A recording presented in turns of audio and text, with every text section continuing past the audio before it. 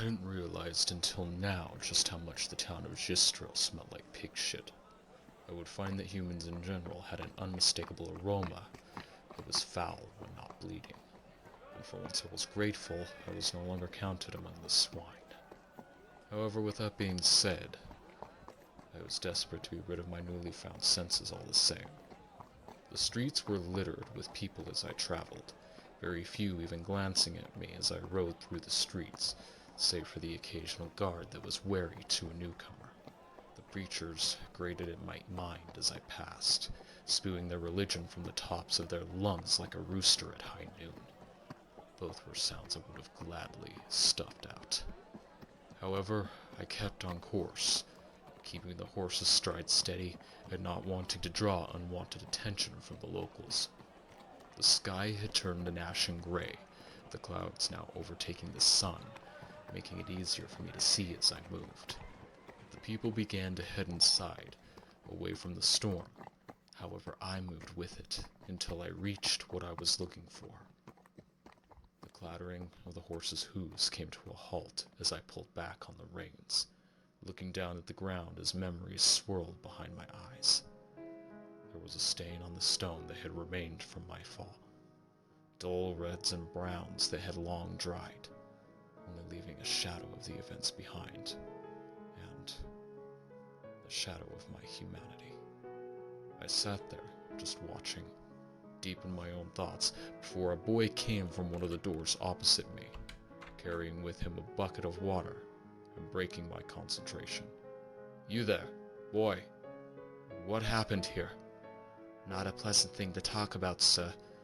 The gods about still looking for the killers. More likely they were paid off, I muttered under my breath, feeling disdain for the corruption of those that were supposed to be protectors. And what of the poor soul?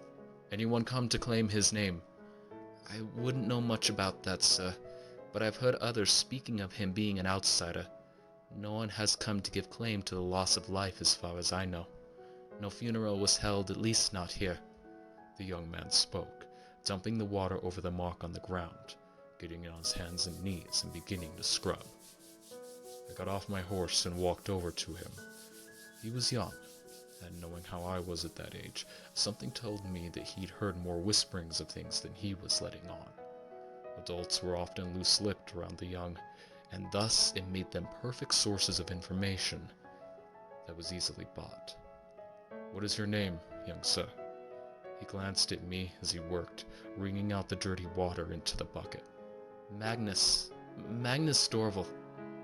"It is a pleasure, young Magnus," I said as I got down on his level.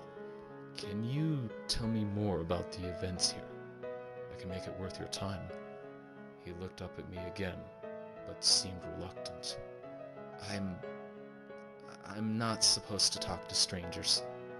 "Then perhaps if I introduce myself formally," I said as I outstretched my hand to him. "I am known as Kain Ashmore."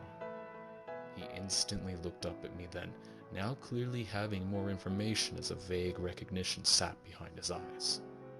He looked as though he were about to say something, but quickly set his jaw firm, reaching to me and shaking my hand. The remaining water on his hand made me cringe, and I withdrew it to see small burns now forming on my arm. Magnus seemed to see this as well and backed up slightly from me. However, I reached up to pull down the cloak from my mouth, putting a finger to my lips. He seemed to understand, taking a breath before nodding. I covered my face once more and stood, Magnus following and standing with me. "Now, tell me, what more have you heard?" He looked down the street to make sure no one was around before motioning for me to get closer. I leaned down to him as he got close to my ear. "I heard the guards talking about you. They said someone had a hit placed on your head, and that it was by someone higher up in the kingdom to the south. Supposedly the guards were told not to interfere after finding out about it, because to do so would mean to go against the king." "I see. And do you have a name?" "I do not, my lord. They never spoke of who placed the bounty," he said as he moved back from me, and I stood up straight. I am sorry, sir. That's all I know. If someone wanted me dead, then who? Why would someone go through so much trouble? These were questions that I would reluctantly have to set aside for the moment. I may have had my suspicions, however they could wait. Thank you, Magnus. And as promised, I began as I reached back and brought out a bag of coin, going to hand it to him, but holding back from doing so as I moved closer to him once more. There's more where this comes from, and you can be sure of that. Would you accept a proposal of bringing me a name if I gave you my word for more payment? He instantly nodded at that, and I handed him the bag as he instantly opened it, his young eyes growing wide from the amount that he had found inside. He turned back to me and gave me a slight bow as I was returning to my horse, taking the reins and jumping back on. If you learn anything, come to me in the mausoleum down the road from here, in the west side of the cemetery, I told him as he nodded, stuffing the bag of coin into his pockets as he went back to work. I rode to his side, looking down at him, and if someone should ask you about me, I don't know what you are on about, sir. I'm just a cleaning boy. I chuckled, giving him a soft smile. Good man. And with that, and a click of my tongue, I let the horse carry me further down the path.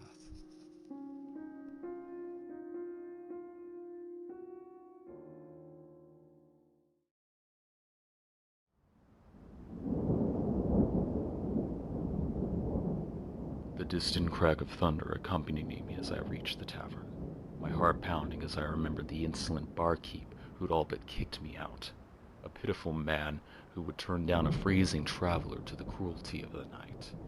Some part of me wanted to walk right up to him, sit down in full view and order the same thing I had that night, if for nothing else to see the shock overcoming his round face. However, I needed to be careful, as even from outside I could hear the laughter from within, and the many horses tied to the posts outside of its walls meant that it was busy. I tied my horse to an empty post and made sure that my face was still covered before taking a deep breath and entering, keeping my eyes down.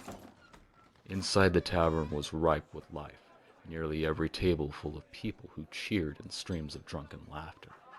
Barmaids circle around the tables, bringing drink after drink while flaunting their bodies to the desperate men in hopes of lusting them out of more coin, a trick that would work on even the strongest-minded men. However, it was more so when their minds were ailed by alcohol. I can't say I was much better in these circumstances, especially in my youth, although the pursuit of a woman whose life was based around use of her body really interested me. I will say that their clever little tricks often left my pockets empty from time to time. However, it left me more feeling like a fool rather than satisfied by the end of it. I chose an empty table at the far end of the room, a single candle lighting it as I took a seat within the far corner, settling in and beginning to observe. As a barmaid passed, I ordered a drink. When it was brought, I pretended to quietly enjoy the alcohol. And when others would look over, I'd simply keep to my own business, blending in, as until I found what I was looking for. To them, I was just one of the locals. I honed in on the voices around me, closing my eyes and focusing. Although to most it was nothing more than a blended chaos of voices that were indiscernible from one another, as I focused, I found that I could pick out individuals within the crowd, separating them entirely, and hearing their exact words come to my ears. I wasn't looking with my eyes, but instead with my instincts, trying to draw out the one voice that I had heard on that cold night. And after a few moments, I had. Yeah, no. Jackson over here got his face absolutely mauled by that bastard. Over 20 years doing this, and he had to be one of the hardest we've dealt with. Hell, he took out 2 of us before we were able to knock him on his ass. After that, though, he screamed like a bitch. This was him, boasting over the story of my death with a triumphant tone to the others in the bar, while the ones who listened in ate out of his hand like dogs. I clenched my fist listening to the jokes and the ridicule while they spent my blood money on sexual gratification and drunken excursions. My blood boiled, and it took me everything not to wipe out the entire damn tavern right then and there, lock the doors and burn it to the ground as I listened to them scream and beg from within. I looked over in his direction with a burning, seething hatred, seeing him laughing and playing games as he tossed down coin like candy. Slowly and calmly, I stood up, keeping my composure and making my way over. If he enjoyed games, then this was my turn to play. I made my way through the crowd, never taking my eyes off of him as I walked to the table, not even looking in my direction as he was too distracted by the topless women who swooned by his sides. I looked at the table, seeing a chessboard among the filth of splattered booze. "You any good?" "I wish to join," I said, the words leaving my mouth cold as he finally seemed to give me a glance. "Fuck off, the table's full," he responded, and I gritted my teeth. He didn't have the right to ignore me, and if he was going to sit there and joke over my death like the clown that he was, then he had better well damn pay attention. I said. I began, as I didn't hesitate to draw my sword, thrusting it down hard into the table as the women gasped. The entire tavern fell silent. This time his full attention was on me, his eyes falling on the sword as they narrowed, an obvious worry overtaking his drunken haze as the laughter died. "I wish to play a game, sir," I repeated myself, my hand clasping so tightly around the handle I could have sworn I bent it. He looked back up at me, drawing in a long breath as he motioned for the girls to leave, his two men exchanging glances with one another as if debating to attack or not. "All right, have a seat," the leader spoke through controlled anger, and I pulled my blade away, returning it to its scabbard as I sat across from him at the table. I calmly pulled the chessboard over to me, beginning to set up the pieces into their proper places to start our game. He didn't speak a word as he watched me, glancing around the table to get another look at my blade from time to time.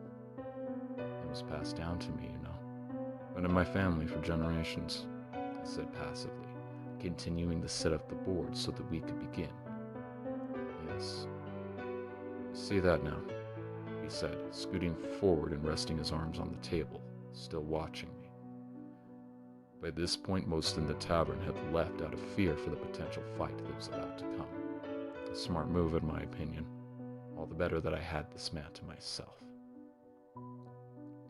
Once the board was meticulously set, I turned it so that the white pieces were facing him, pushing it to the center between us.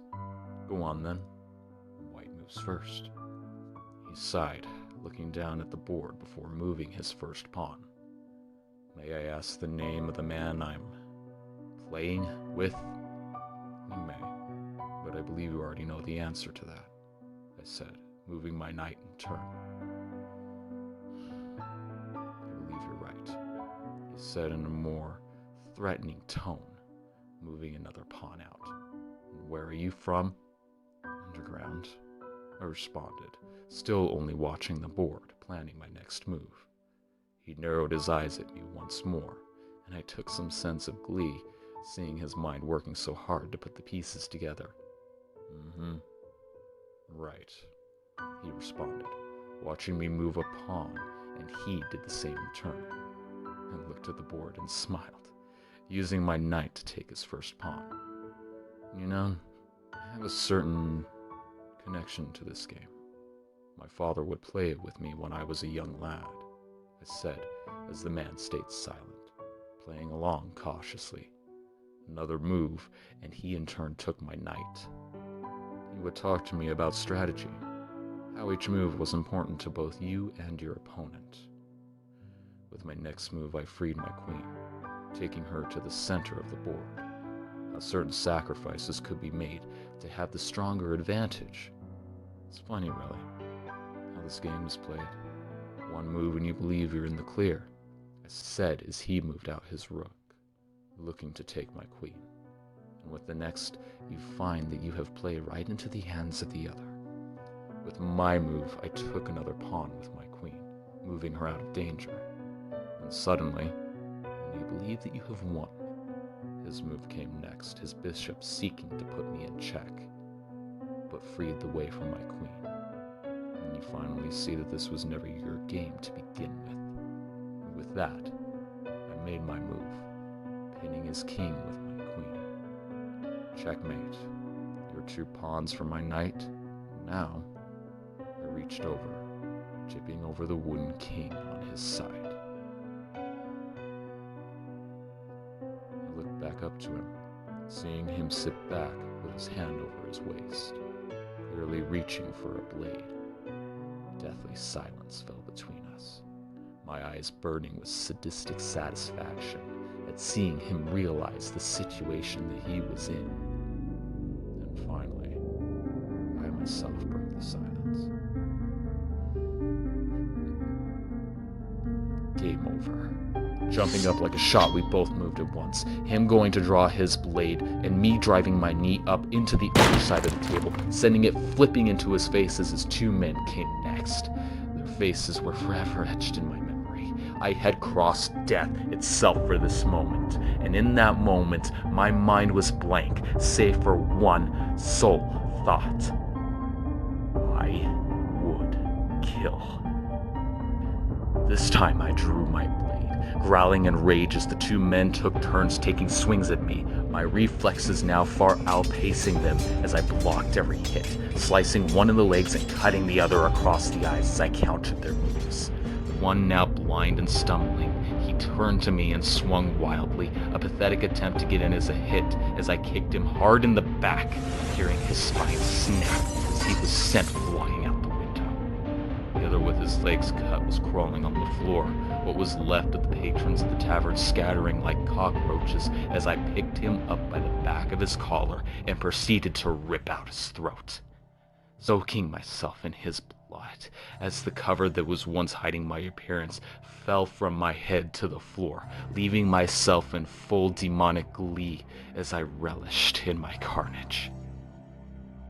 The leader finally managed to push the table off of himself as he gripped his blade in both hands, already breathing heavily. I dropped his pawn to the floor and wiped my mouth, looking back at him and chuckling as I spun my sword almost playfully, enjoying every second of this as I gladly smiled through my vainglorious gaze. You fucking monster! He screamed as he charged in, going to strike. However, I was too quick, dodging around him and driving the pummel of my blade into his ribs. He screamed, falling against the wall before quickly going to charge in again, but this time I spun behind him, grabbing the back of his hair and not even hesitating to drive my blade through his back, twisting and pushing it in all the way up as I got close to his ear. No, I'm not a monster. Only that which you have made me. I seethed, sinking my teeth deep into his neck and drinking from him as he choked on his own blood. Before he could die, I ripped my blade out and cast him to the floor, watching him twitch and sob. There. Now die as I had, scared and alone on the floor of this cesspit. I spat, taking my blade and once more impaling him, driving it down and into the floor to pin him there, making sure he stayed and lived just long enough to feel all of the pain and horror that he had made me experience. Like that, it was over, all falling still around me, the carnage of my killers at my feet, and my skin drenched with their blood. This was my one purpose, to rid the world of those that took my life. And now that it was done, my purpose came to an unceremonious end. I don't know why I expected some form of peace after all that. There is no greater joy than to sate the appetite for revenge. But to come to the end of the line so quickly left me lacking in satisfaction. I wiped what blood I could from my face, sighing in both relief and a growing conflict of stress in my mind. I wasn't human anymore. I couldn't just walk away from my fate now that it had already been written. And although I very much enjoyed the power I now held, I wanted nothing more than to be rid of it. I knew somewhere inside of me I would always be left longing. The hunger for more would come from the dissatisfaction of my own life. And because of that, it would never be enough. I didn't have very much time to contemplate my own existence as someone came crashing through the open door. And I turned to see heavily armored Seraphim guards now charging in, only stopping when they saw me amongst the carnage. These were not normal assassins. These were not town guards that barely had enough swordsmanship training to be able to call themselves enforcers. No. These were vampire killers, trained in deadly, with the only justice they served being death to all those that were inhuman. I took one look at them and bolted, quickly jumping over the bar as one of them drew a crossbow, firing a bolt that grazed my armor on my shoulder as the other two drew great claymores and gave chase. I slammed my way through the back door and out into the streets, an alarm sounding throughout the town as rain poured down on me. I hissed and quickly made for the trees, trying to desperately both avoid the rain and the killers that were hot on my tail. More bolts came firing in my direction, a few whizzing by my head, only narrowly avoiding me as I ducked and weaved. However, my luck ran out as one punctured my leg, sending me to the ground where I stammered and struggled to get back up. The bolt stung like hellfire, more than likely treated with holy magic just to make it that much more deadly a weapon against the undead. I continued to run, maybe not able to outpace them now, but I could still outmaneuver them through the dense undergrowth of the forest. I could hear them calling from somewhere behind me, and I pushed myself to move faster, my body now changing the more that I pushed it, my claws extending, my back arching, and my vision becoming narrow. I was running on all fours before I knew it, and my skin turned jet black as I was somewhere between a man and what I could only assume was a large wolf, my speed enhanced as I ran faster than any horse could manage, far outpacing the Seraphim. I was headed back to the cemetery, and only slowed my pace once it came into sight, slowly going back to myself, walking on two legs, returning to my former form. I held my leg as I walked, fighting through the rain and the pain as it burned me. It felt like a constant onslaught of wasps, every drop on my bare skin sending a wave of mist into the air. And with it my strength began to wane and evaporate. At the entrance to the mausoleum, I could see a young figure pacing back and forth, a cloak wrapped tightly around himself as he cupped his hands and breathed into them, obviously struggling to keep warm. His scent carried on the wind, and I recognized the smell almost instantly as Magnus. Had he been waiting for me long? Could he have already found something in the time that I was dealing with my assassins? Nevertheless, he spotted me once I had come out from the tree line, almost instantly running to my aid, something I wasn't exactly used to. "Here, come on, let's get you inside, quickly," he said, covering me with his cloak as he guided me into the crypt. I wanted to refuse his help. However, I couldn't exactly argue with his actions. I was in pain, and reluctantly, I can admit when I need assistance. He took the cloak and quickly wrapped it back around himself once I was sitting on the floor, moving to look at my leg. "Sir, we need to get that arrow out before it causes an infection." "I'm aware," I said as I reached down, gripping the bolt in my hands as the blessed item burned my skin. However, I tried to pull it out, the pain surging up into my hip, and I had to stop, my weakness already showing from both the wound and being out in the rain for so long. "Okay," Magnus. I need a favor from you. He sat next to me, worry clear on his face. What can I do? Just grab the shaft of the bolt and pull hard. Well, I'd do it myself, but I haven't the strength right now. I don't know what I'm doing. I don't want to make this worse, sir. It can't get much worse than this. Just grab and pull. I know you can do it. I encouraged him. He was just a child. Probably no more than 12. Right now I needed his assistance. A human's assistance. He looked at me and nodded, carefully taking the bolt in hands, planting his feet on the ground, and in one smooth, jerking motion, he ripped the bastard out of my flesh, and I growled and hissed in pain. I dropped the bolt to the ground and jumped back out of fear. And I looked at him, waving my hand in dismissal.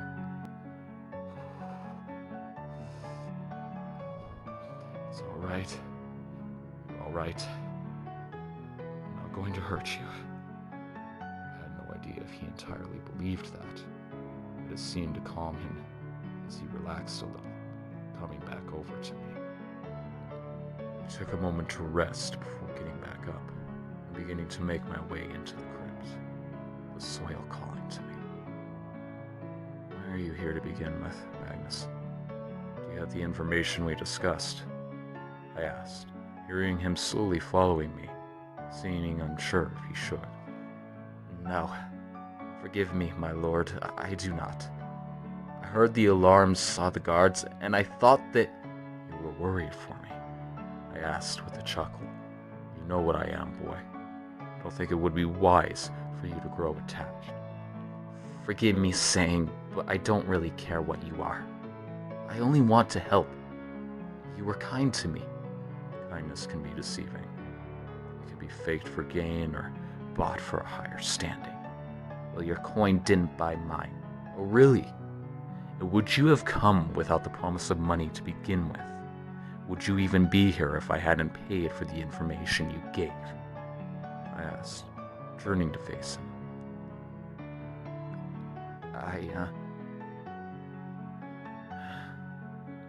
He went to respond, but fell short, hanging his head. Nothing is ever free, Magnus. Everything has a price. Remember that. Now you should go home. You shouldn't leave your parents worrying for you. What parents? He asked, a sad tone in his words as the reality of this child's situation finally hit me. It sadly wasn't uncommon throughout Azathoth to see orphan children. Between the wars and the plagues, several families were robbed of their loved ones, many poor, and many left without homes. I could say he had my sympathies.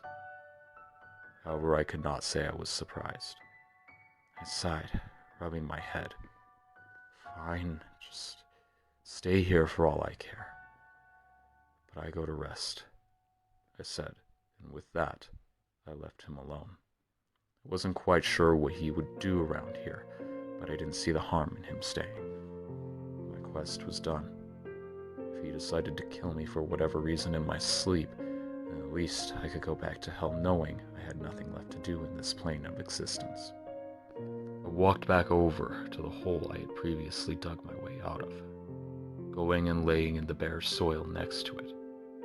There was a strange warmth to it that seemed to embrace me as I closed my eyes. Shortly falling into slumber, maybe not entirely dead, but finally able to rest properly at my final resting place.